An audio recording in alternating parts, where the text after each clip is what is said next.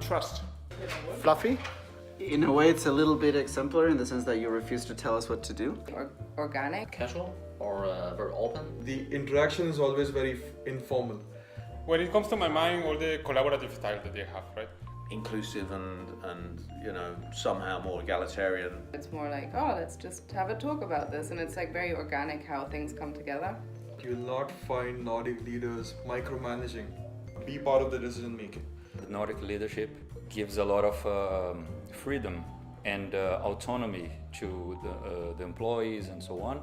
They are very pragmatic in that way to find solutions for problems, not culprit for problems. They are approachable and more modest than leaders from other regions. I'm originally from Romania. I was approaching the person, I was writing to him, and I was always doing the whole hello Mr.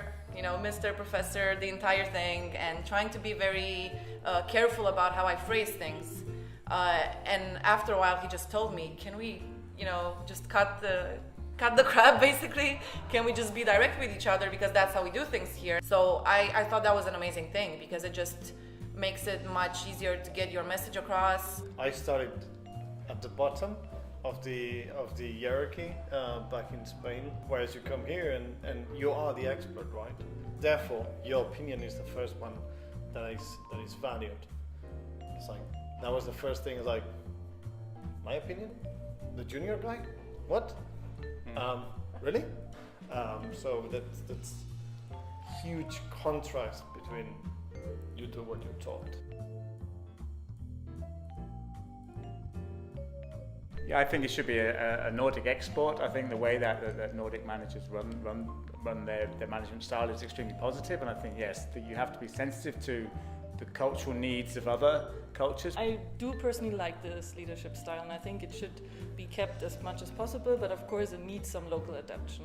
What we do in China, as I see, is like we follow your pace. You are the leader, and then you should drive this one. So this is something I see very different. I think for Nordic leaders, if they want to move out of, for example, Nordic countries, for example, to work in China, I think this is something they should be aware of.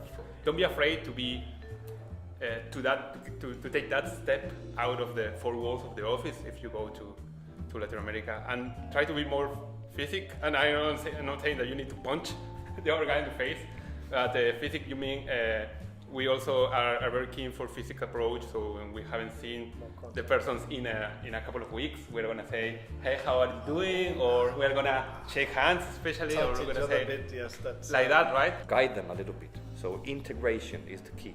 So you integrate the people by telling them how does it work and what you are not expected to do and what you will be trusted with. And you shouldn't, play badly with those cards.